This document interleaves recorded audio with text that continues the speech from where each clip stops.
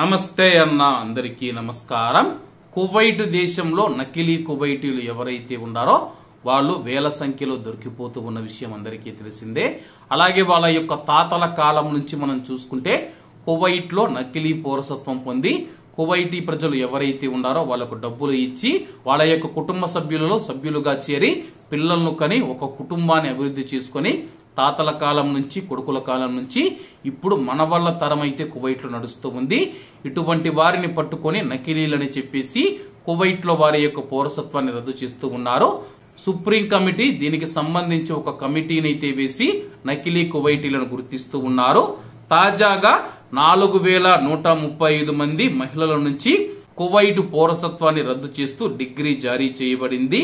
అధికారిక గెజిట్ ఈ రోజు ప్రచురించబడుతుందని చెప్పేసి అలాగే కువైట్ ఉప ప్రధానమంత్రి షేక్ ఫహాద్ ఆల్ యూసఫ్ గారి యొక్క ఆదేశాల మేరకు కువైట్ మంత్రిమండలి ఆమోదం పొందిన తర్వాత అలాగే కువైట్ లో ఎవరైతే నకిలీ పౌరసత్వం పొందిన 4135 మంది మహిళల నుంచి కువైట్ పౌరసత్వం రద్దు చేయబడిందని చెప్పేసి ఇంకా వేల మంది నకిలీ కువైటీలు ఉన్నారు.